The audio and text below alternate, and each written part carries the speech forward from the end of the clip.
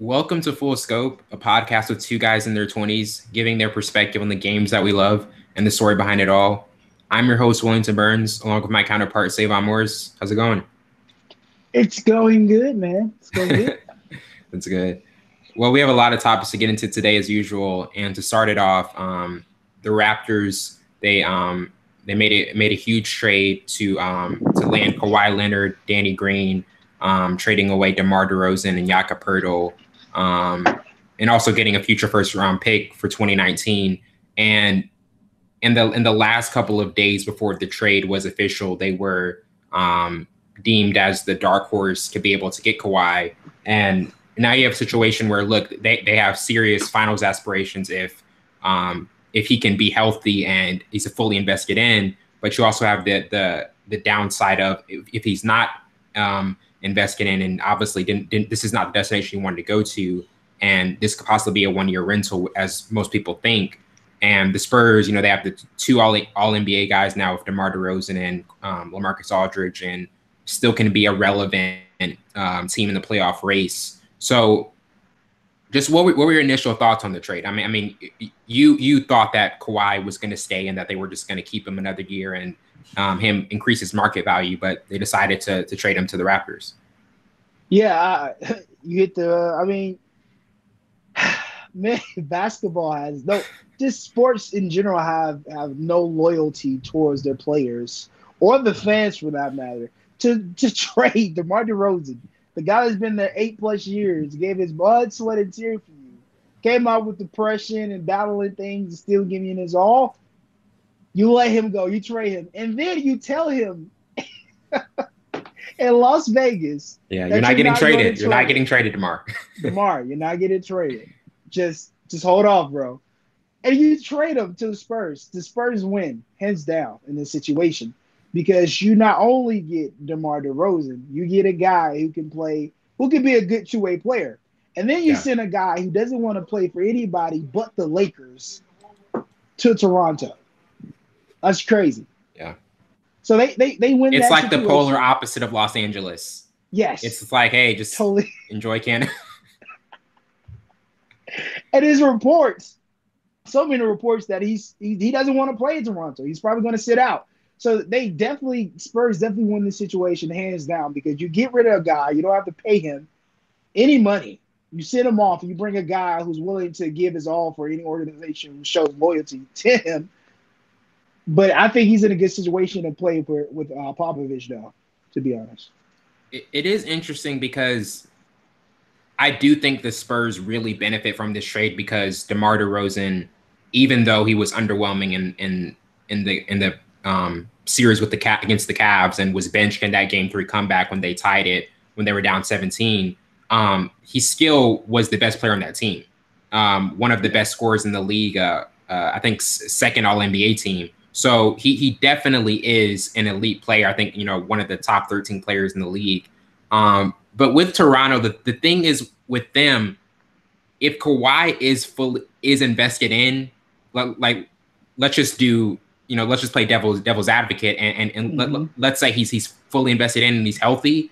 I would think they're as good as any team in the East if he's showing signs of being a healthy version of himself. But do you think that's a likely scenario for him, or do you think his state of mind is not where Toronto would like it to be at? His state of mind is, I know my worth, and I tell my organization I know my worth, and you're going to ship me off to a team that I definitely don't want to play with. It's a situation where he will not be all in. He will not be all in, because that's not a situation where you wanted to be. Because even with the addition of Danny Green, who I think is a great 3 guard and who can shoot and be spotty up, it can play a pretty good defense. With him coming off the bench and Kawhi in the starting lineup, I don't see that team entice him enough to be like, okay, I'm not going to sit out. I'm going to play with you guys and then leave. Because I don't think this is not even a rental. This is like you. I don't understand it. You trade away your best player for a guy who definitely stated. I think you do it 10 out of 10. I think you do it 10 out of 10 times over Toronto. I mean, this is Kawhi Leonard, and he's not Kawhi Leonard right now. Yeah, but at the same time, where were you going to be getting with DeMar DeRozan and Kyle Lowry? You weren't as good as Philadelphia. You weren't as good as Boston with those two. You had to take a risk because You're in first they're on the place cut. though. I understand that, but they're on the cusp of a rebuild mode, and Okay. and another season of getting bounced out in the semis. You almost have to take a desperate a desperate measure Oh, to have to have a chance to get to the final. Because with Kawhi Leonard, they have a chance to be a lot better than they were last season. I do believe in the postseason. they don't have Regulars, Kawhi. they do have Kawhi. They don't have Kawhi. They don't have Kawhi's full and undivided attention right now. I understand that like there's the notion of Kawhi will sit out under the CBA. They can keep him. They can waive him to whatever team they want to. They can keep him under contract for another year. So yeah, he technically can do that, but that's not going to benefit Kawhi under the latest CBA rules. And is that really what he wants to do? Does he really want to put himself in a situation where nobody can see his market value for another year, and the Lakers may not even be that interested if they see that he's not 100% and not even showing anything? Because last year only played 9 games, and we didn't see the same type of player that we've seen the last few years, obviously because of the injury. And it's just a risk. Toronto, what else? Like, what is there to lose with this? I It's a mean, lot to lose. but you're on the cusp of a rebuild already. Like, if they kept DeMar DeRozan and it was DeMar DeRozan and Kyle Lowry again for another year, I don't think there would have been that much improvement in the postseason, because Philly and Boston, like they would still be projected as better. And with Kawhi, maybe you get in that top 2 tier of the East instead of just being outside in the top 3. I said they lose a lot, man. They really do. They lose so much because I okay, do you just think gave that me San that Antonio. scenario. I do think that San Antonio won this trade. I'm just saying that the upside for Toronto is you go all in on this year. You have a possibly top 3 player when healthy, and you just take the risk because he's that good when healthy. Okay, let's play the scenario. If he stays for that year and he goes off, Right. he's not going to stay. They will not win a championship with Kawhi Leonard on that basketball team. They will Probably not. not.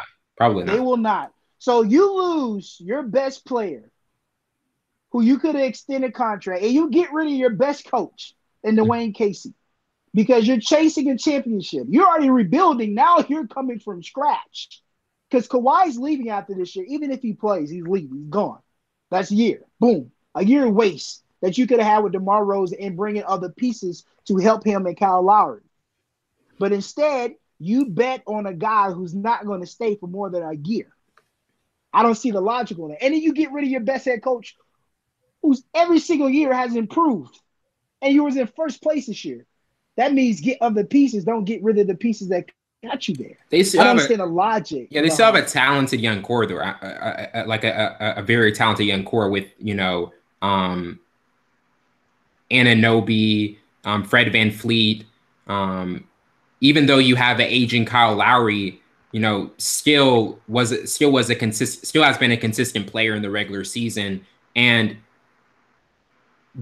to me, they were just on the cusp of a rebuild mode, of a rebuild mode. Either way you see it. So yeah, you could have kept DeMar DeRozan and been had a really successful regular season, but what would that have done for you in the postseason when you're still not as good as Philly or Boston, and you really need to make an upgrade at that position? Because Kawhi Leonard is a major upgrade from DeMar DeRozan. A sporadic upgrade that we don't know what the future may hold for that decision. Right. The NBA is a right now situation. You pick the guy who's uncertain about right now. Even in the CBA, they keep him another year. They could do that. They could do that. I don't see the upside of bringing Kawhi Leonard in there. I don't. I understand he's a great two-way player, when healthy, when in the right mindset, but he's not. He's not right now. And you lose your guy, your best guy, DeMar DeRozan. You get rid of Dwayne Casey. I don't know. I just don't like the changes. I understand they're rebuilding, but you're not rebuilding. You just tore down a foundation that has been set for the last 7 years.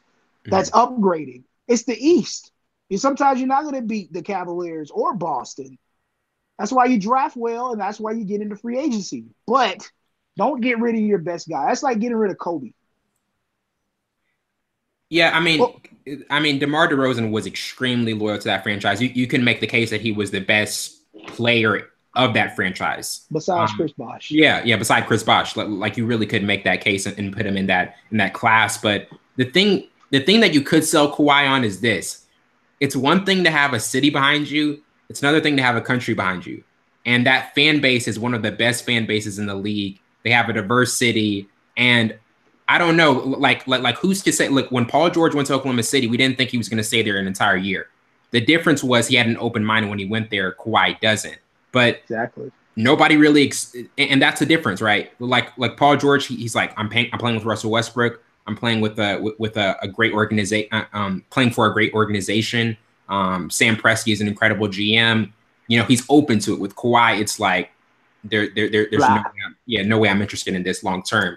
But from the San Antonio perspective, how do you see this with them? Because even though DeMar DeRozan was extremely, hurt and offended by this, showing the loyalty that he always has had to the Raptors, do you feel as though this is more of a positive for them going forward and them continue to stay relevant? Because with DeMar DeRozan, they can continue to be a relevant playoff team. I think so. Well, I think the lineup they have right now with DeMar DeRozan, then move Rudy Gay to the small forward position, move Paul Gasol at power forward at the center position. I think that's a good lineup.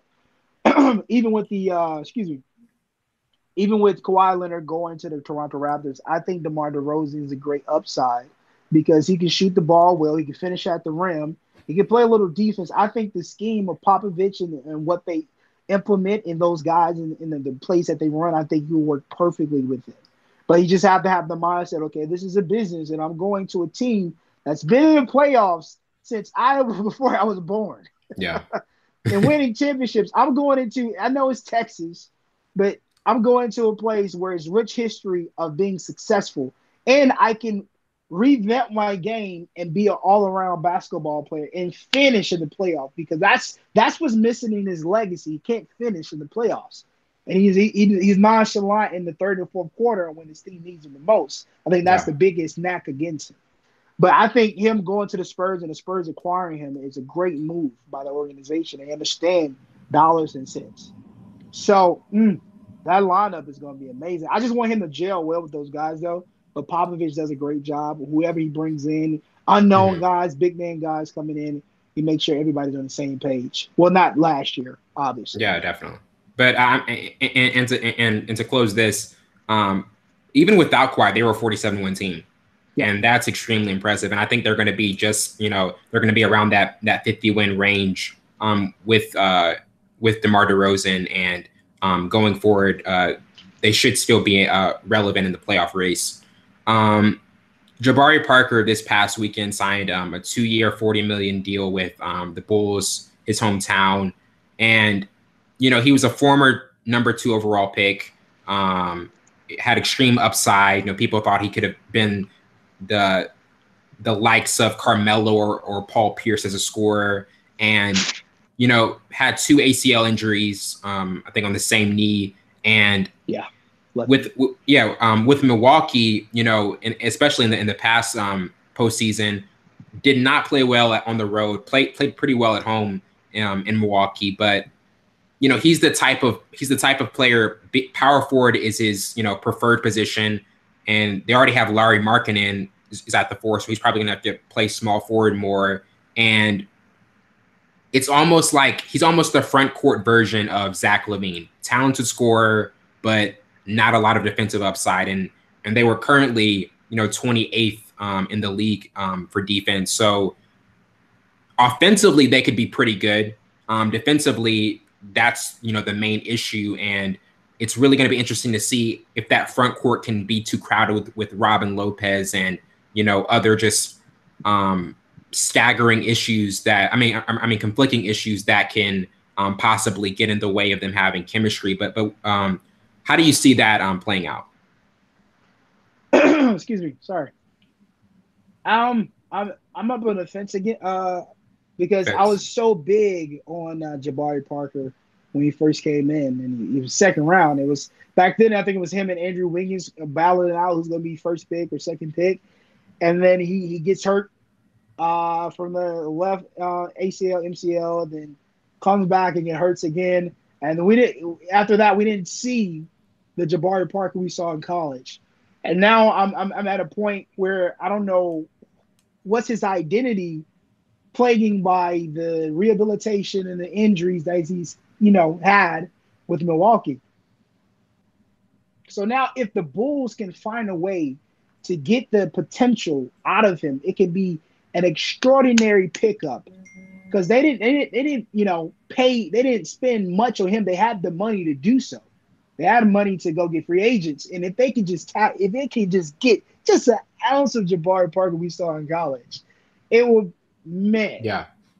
If that's the problem, if because he hasn't averaged over 20 points since he's been in the league. I'm baffled. I mean, injuries are a part of the game, and I like how he stood up for Derrick Rose in the comments. Yeah, I love that about him. He's an outstanding guy, but it's plaguing injuries do add to your legacy. Look at Brandon Roy, one of the best point guard, shooting guard guys in the league. He was plagued by knee injuries. His career could have went so much better than what it did. But Brandon Roy was special when he was healthy. Brandon Roy was special. Super special. He was Damian Lillard times 3. The guy was amazing. But it's a part of the game, and I'm wondering if that's what he's going to be left with. I'm Jabari Parker, a second-round pick, plagued by injuries. Look at Greg Oden. Yeah. Number 1 pick. He was big out of Ohio State. And then he whiffed because plagued by injuries. So I don't want Jabari Parker to be the guy who's known for injuries and being a bust. But if the Chicago Bulls can find a way to tap that potential, they got a great pick. I know I said a lot of nothing, but I think that's the main point that you have to grab from the pickup. Can they get the potential out of Jabari Parker? Can they do it?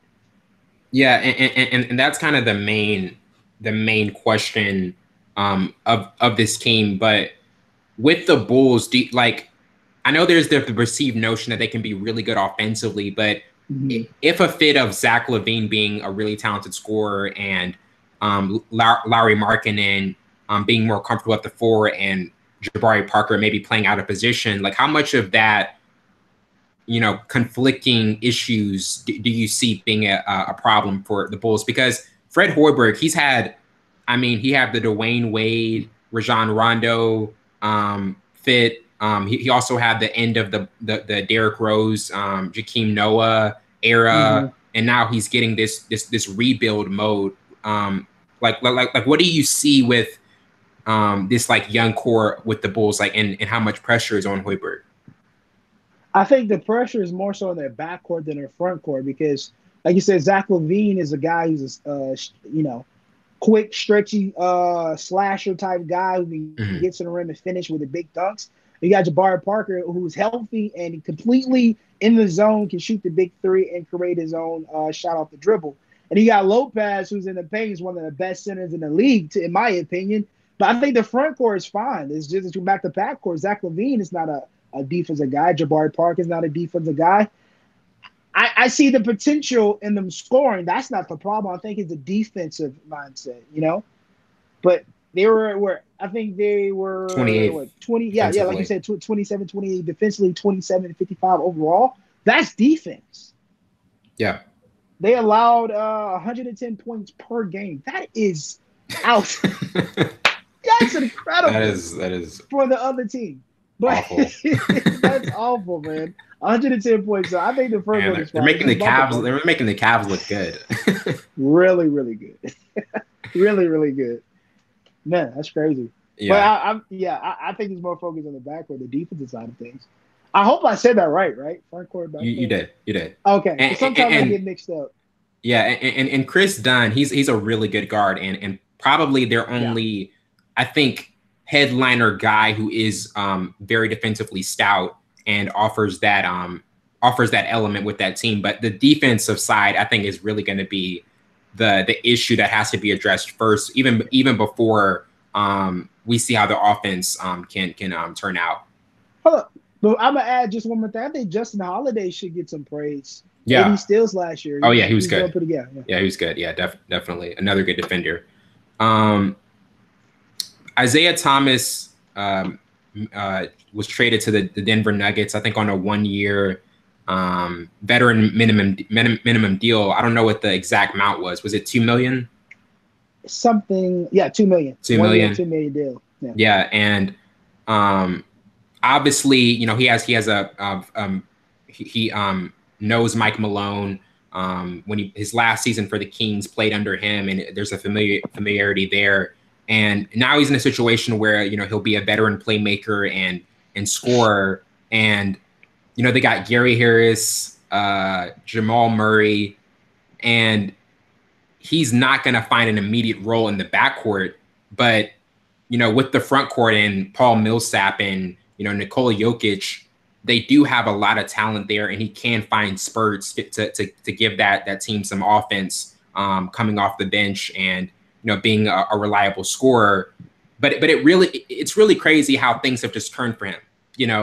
A couple seasons ago, breaking records for the Celtics, one of the top 5 MVP candidates, and now having a veteran minimum deal and playing for the Nuggets. It really has been a spin. So how much do you think he can adjust to this, and knowing Mike Malone and the familiarity there, how much do you think that'll be a benefit? I think it already benefited him in the in the short run right now. He got the deal. I think that's the reason why he got the 1 year, $2 million deal, to be honest. And there's reports around saying that agreeing with what I'm saying now. But for him to come in and transition back from, this is third team in not even a year yet. Mm-hmm. So it's going to be extremely tough for him to find his niche in a team that doesn't really need him. Won 46, 47 games without him and was still in 9th place in the West. That goes to show you what the West is really about. It really does. The Nuggets were a really good team. And that's what's going to happen this year. Like, there's going to be especially with LeBron coming to the West, there's going to be a really good team that's left out of the postseason. Yeah.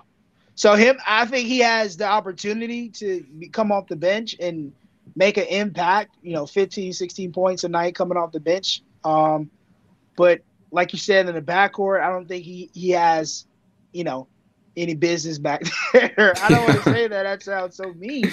But I think, put it politely.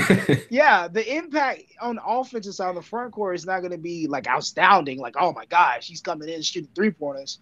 It's going to be like a trunkle here or there, because I think his type of game, his style of play is kind of being obsolete from what the game is transitioning into. I think that's why he's being bounced around and then the injury plays a role in the back of the GMs and coaches' mind. Like, is he 100% healthy? I'm afraid to put him out there. But for him to transition, it's going to be a rough transition. It's really going to be a rough transition, especially with Jamal Murray on the team. They had a little scuffle when he's. Oh yeah, I forgot about that. Yeah, it's crazy. Wow. But with his, I think one of the some of the defects with Isaiah Thomas, he has the poor shot selection, very ball dominant. With the Nuggets system of play, with the Celtics, he was great scoring, coming off screens and handoffs. And I think the Nuggets, they ran the third most handoffs.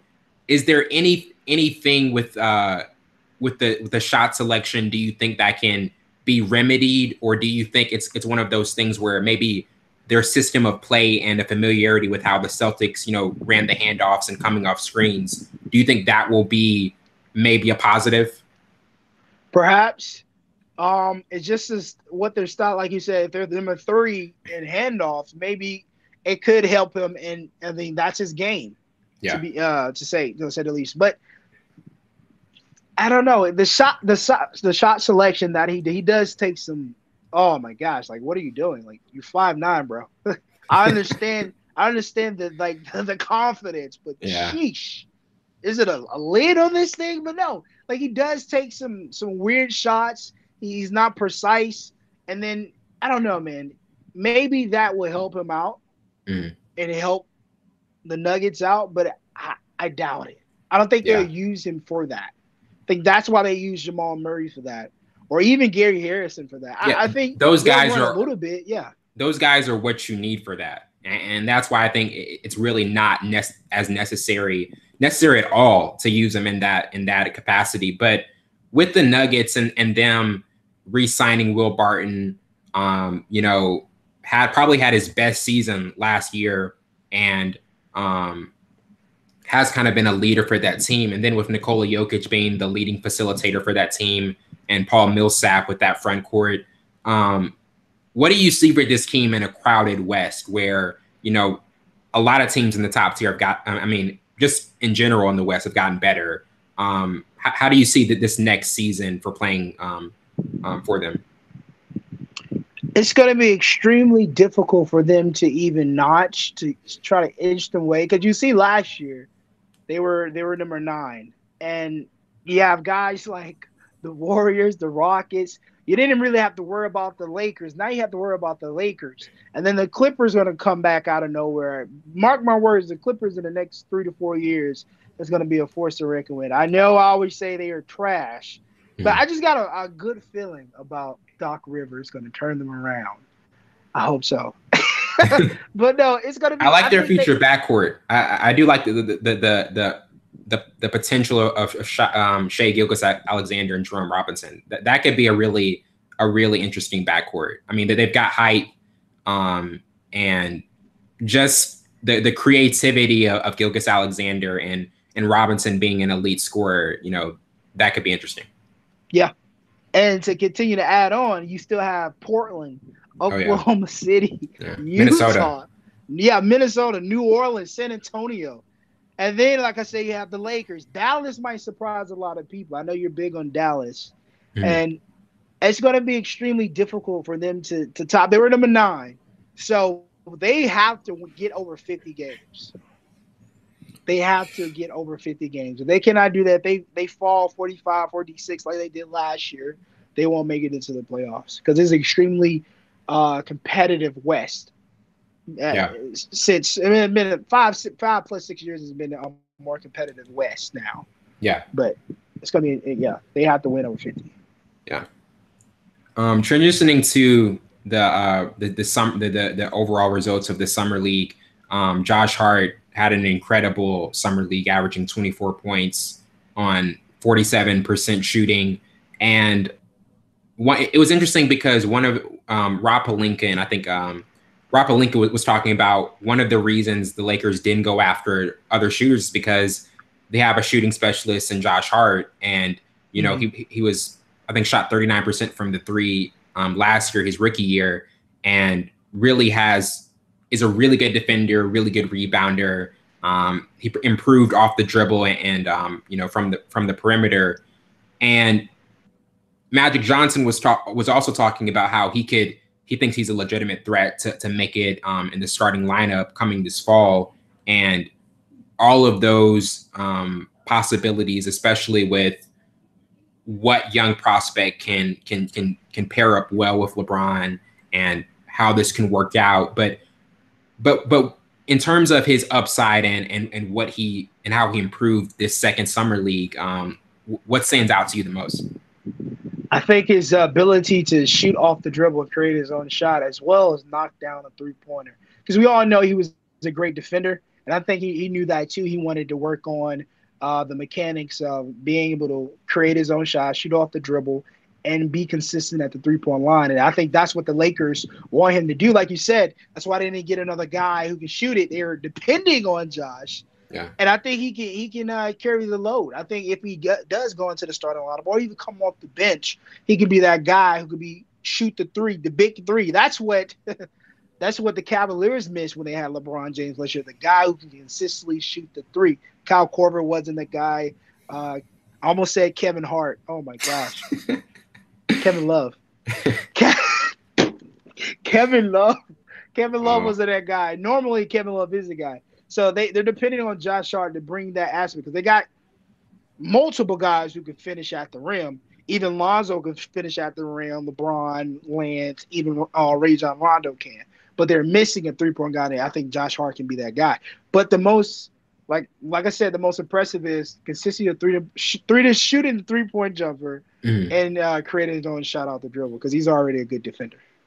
Yeah, and that definitely was, showed itself evident in the summer league with the Lakers' young core. Is there one guy, especially now with LeBron, that you think is going to even look better playing with LeBron? Like they've got a lot of talented young players, but do you think there's one player that's going to benefit the most, having maybe a compatible style to what LeBron prefers? Um, that's interesting. I think it has to be Josh Hart, right? It has to be. Are you Yeah, saying on the Lakers yeah, the or like? Lakers. Oh yeah, it's definitely Josh Hart. Yeah. I think it's definitely Josh Hart. Because like I said, LeBron is the best when he has the ball in his hands. He's a Mhm. facilitator first. So if he finds Josh Hart sitting on 3-point line anywhere on the court, he's going to dish him the ball. I think that's LeBron's game. If he can't take it to the hole or if he doesn't see a lane, he's going to dish it out. So I think that's what he likes in a player who can consistently shoot the three. I think Josh Hart can be that guy. Um, Hopefully, Brandon Ingram, I'm ready for him to tap into his potential Yeah, I think Brandon because, Ingram has superstar potential. yeah, he He has like to he get it. really could, and I think that's one of the reasons they were hesitant on the Kawhi trade, because Brandon Ingram could really be good, and that's why, and that's why the Spurs wanted him so bad. Really coveted asset, and he can pretty much do all of the things that a Kevin Love or a Chris Bosh could do. Stretching the floor, spacing the floor, and finishing at the rim, and all of those attributes that LeBron maybe has never had in such a young player.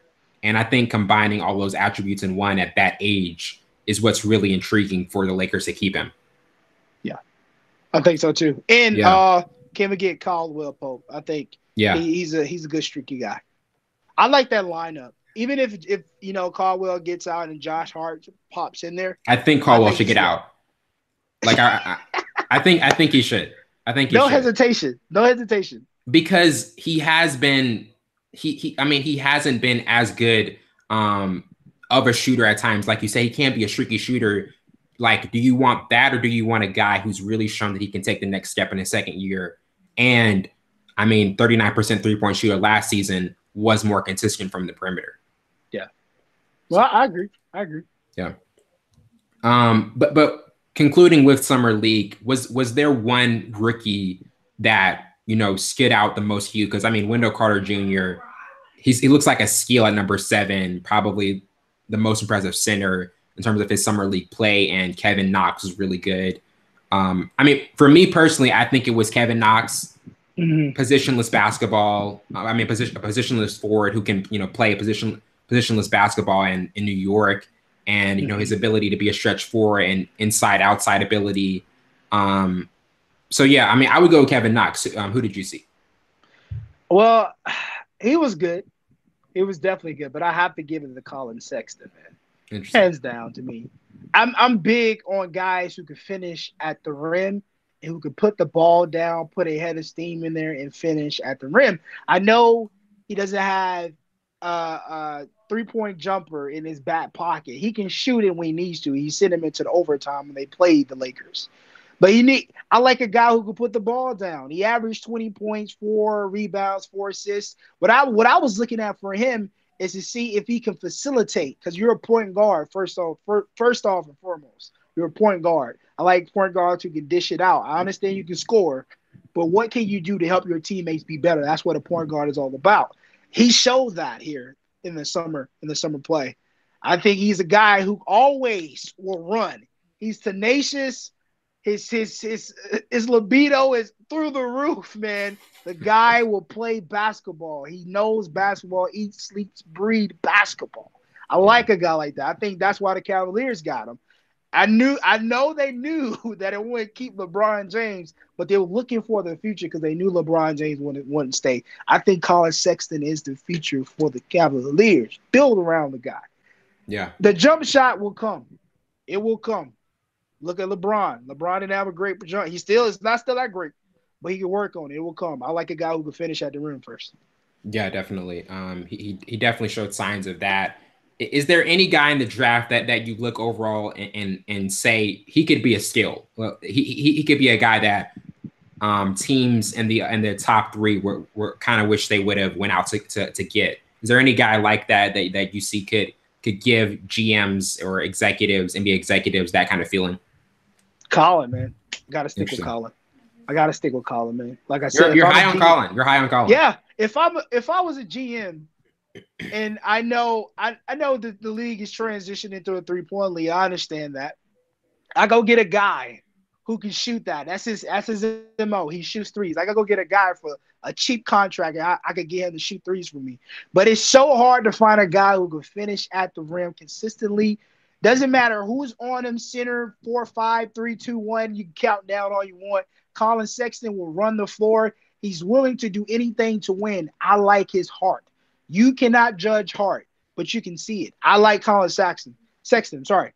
He's a great player. He's going to be a great player. Future star. Mark my words. But the game will come to him. And he's right for the picking with the Cavaliers because they don't have a solidified point guard because George Hill is not it. But he has the opportunity to step in and make an immediate impact for that team. I'm big on him. I like him. Even though he came from Bama. It's like, Holland. Yeah, never mind. go for it, brother. Yeah, but it definitely I would probably go with Wendell Carter Jr. just because of how well he played as in the center batch that I mean, there's a ton of centers. You got, Mo Bamba, you got DeAndre Ayton, and to me, how he can space the floor and do some of the things that maybe he couldn't have done as well in college because, I mean, the 3-point line is shorter.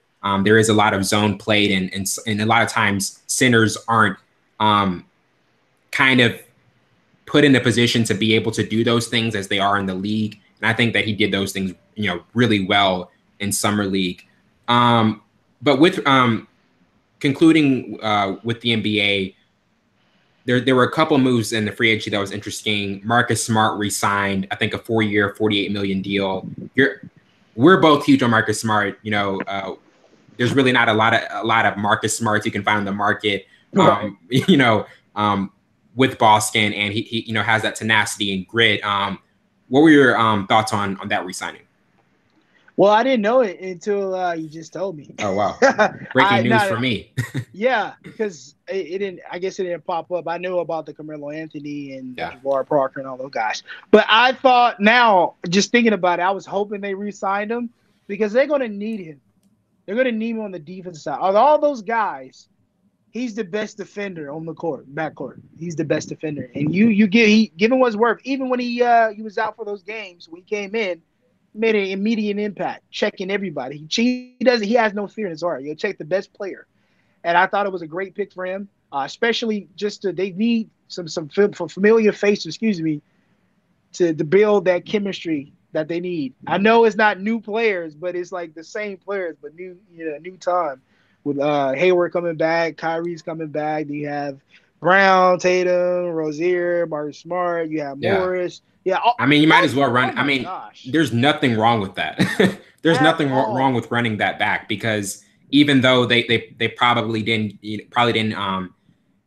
go after a lot of guys, a lot of newer guys. I mean, we didn't even see what this team's full potential was, and that's what's scary because you reintegrate your two best players and these young.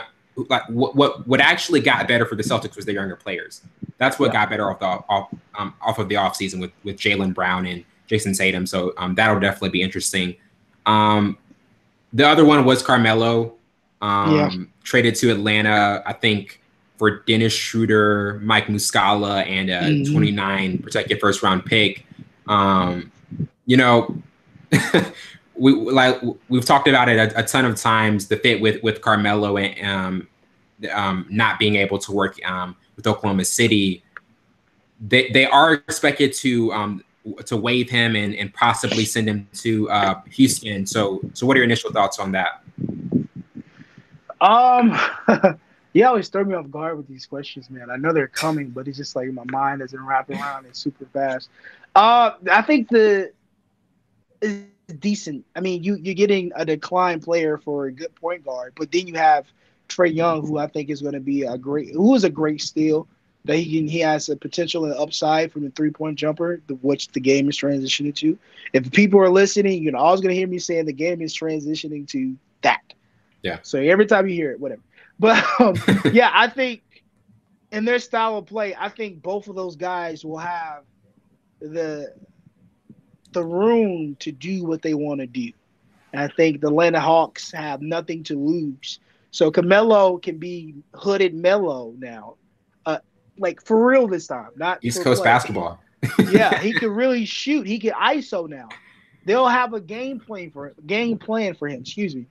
So, but he is a decline player from what 2012, 13. He was averaging close to 25, 26 points, and then it goes down and down, down, down, down, down, down. Last year he averaged what 12, 13 points a game. Yeah. So we don't know.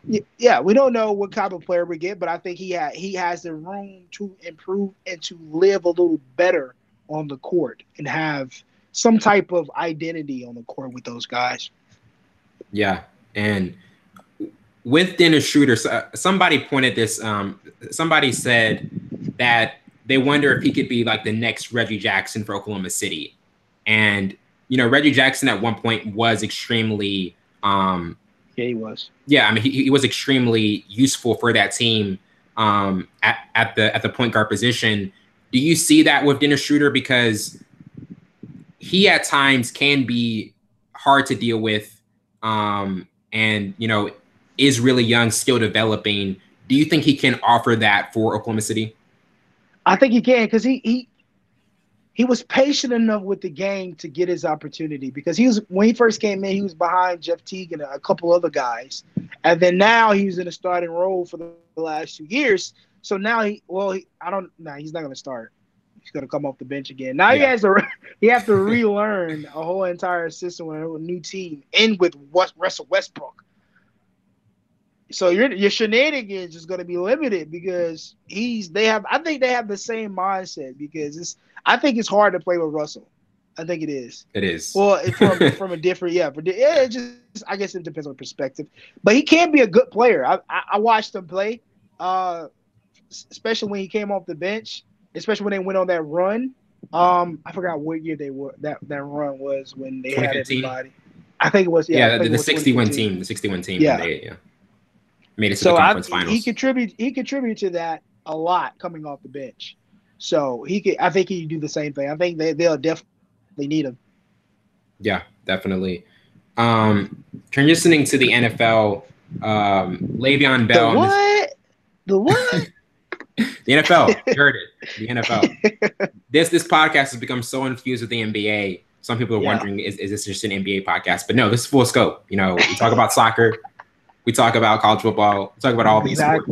Everything. Yeah, but transitioning to the NFL, Le'Veon Bell and the Steelers once again have not agreed to a long-term deal. I think he's going to play under a franchise tag for, is it $14.6 million? I think so.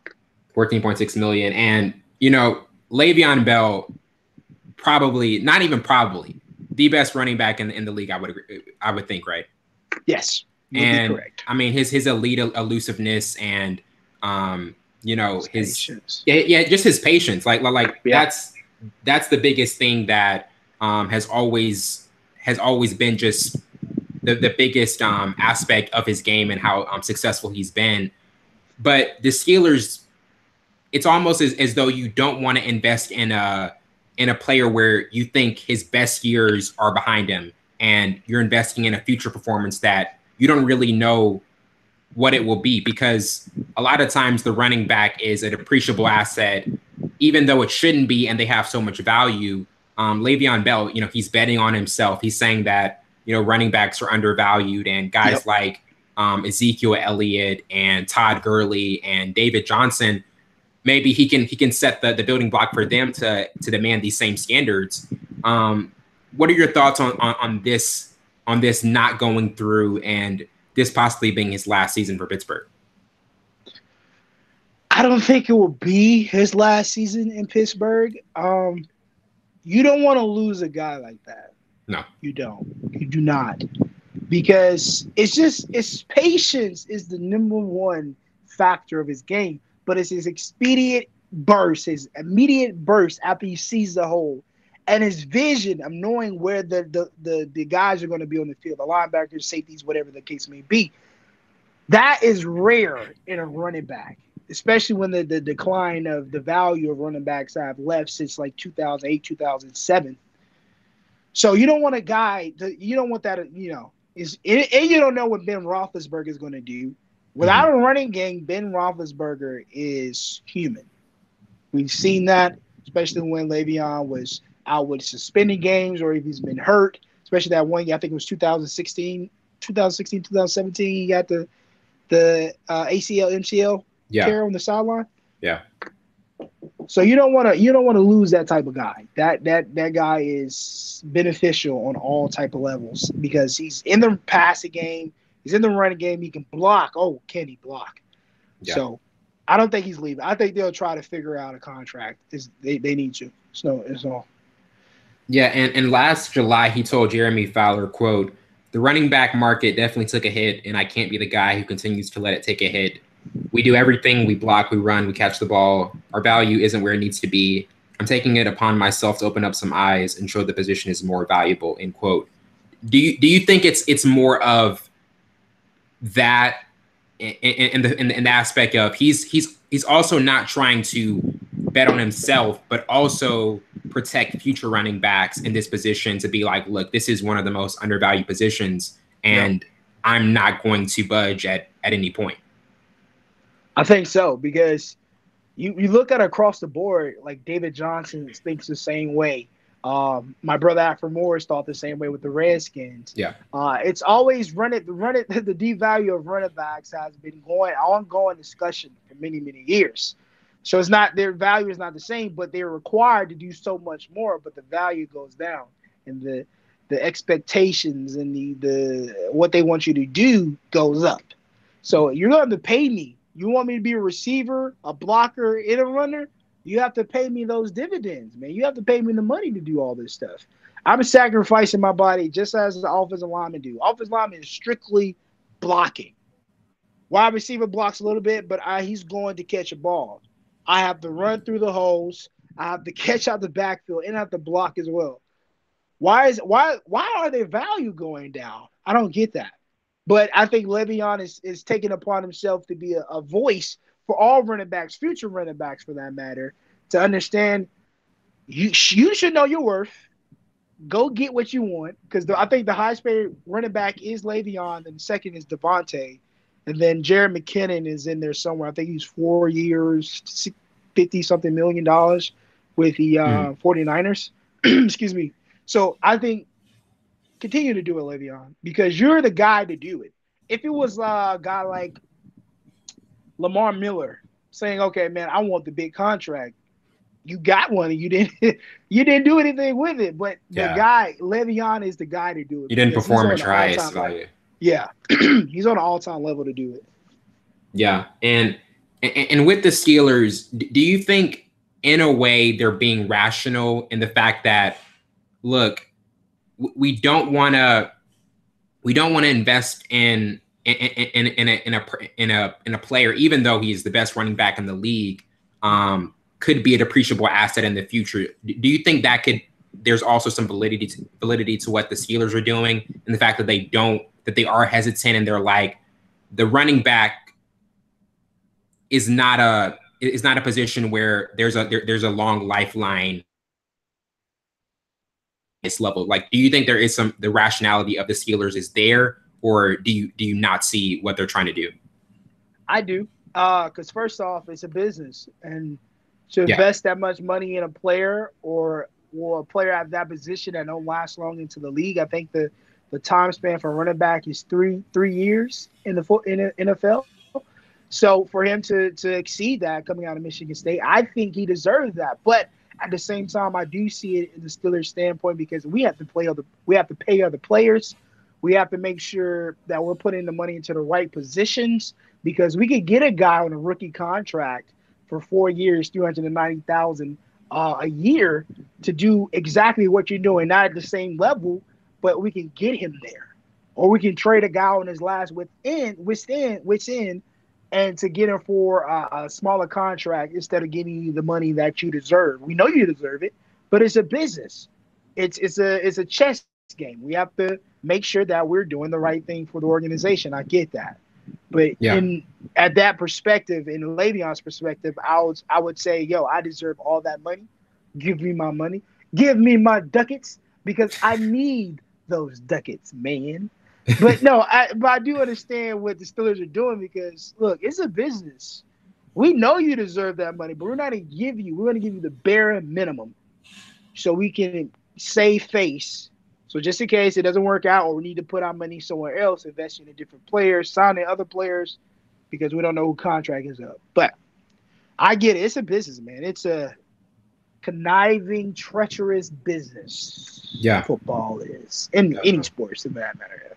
Yeah, and we're seeing with the NBA as well, with DeMar Sheesh. DeRozan being probably the most loyal player to Toronto and getting traded to the Spurs. So sports in general is a business, and we're seeing that more and more.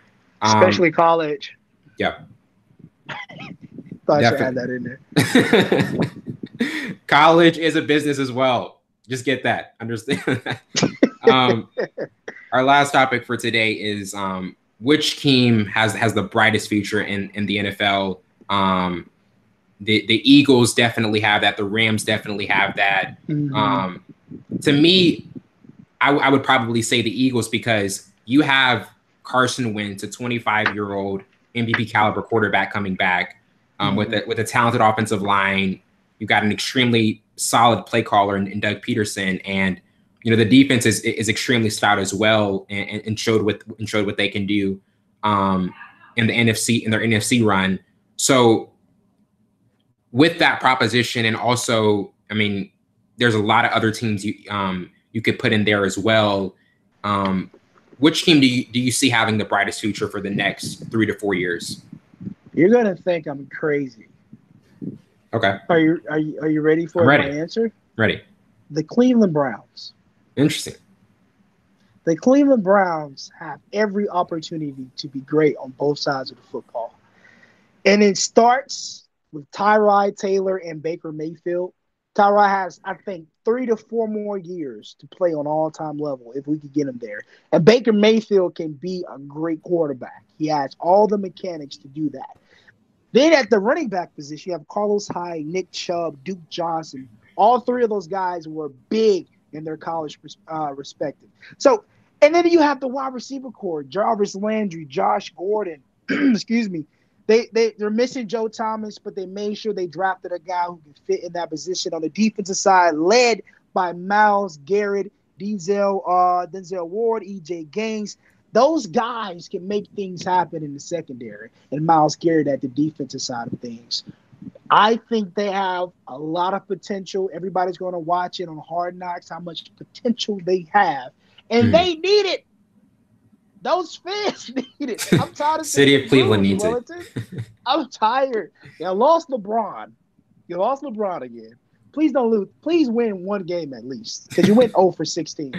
Sheesh. Yeah. But I think the Cleveland Browns, I'm about to say the Cavaliers, the Browns have a future ahead of them that can be great if everybody buys into what the GM's selling. Yeah. If they can buy in, they can be fine.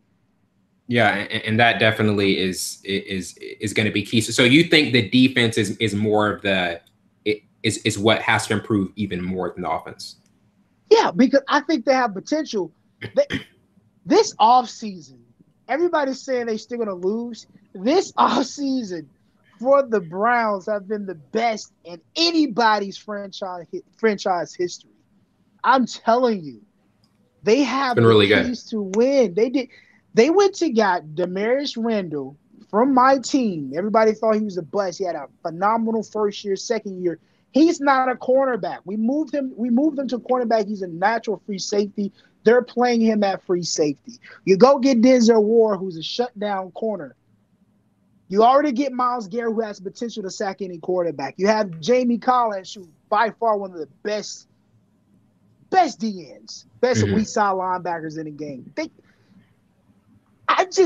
If they don't win, I'm gonna go crazy. Well, listen. And then I like their offense too. You get a veteran in Carlos Hyde who can run the ball. You get Nicky Chabeezy, Parcheesi, Nick Chubb, and then you have Duke Johnson from Miami. And then you went to go get Antonio Callaway, who can stretch the field. The guy runs a 4.3 and a 40 from Florida. Oh my. They made all the right moves. If it's not in if they don't do anything, Wellington, I'll lose all hope in football. But I think they could be great. They have the potential to be great. I'm going to be watching Hard Knocks close to the TV. Consistently. I mean, every week you're going to be locked in. It's like, what's going on? This week on Hard Knocks, the deep voice. I can't do the deep voice, but I'm glued in, man. Yeah. And the last thing with this topic, how much of Tyrod Taylor's potential and what he can do with this team, and if he can maximize his potential, is going to be urgent for him to kind of shear off Baker Mayfield, because like you said, he's budding. He could be a star in the league. How much of him maximizing his potential do you think will be key going forward in what he can do with Cleveland? I think the most important thing about his game, he doesn't make many mistakes because he's a dual threat quarterback.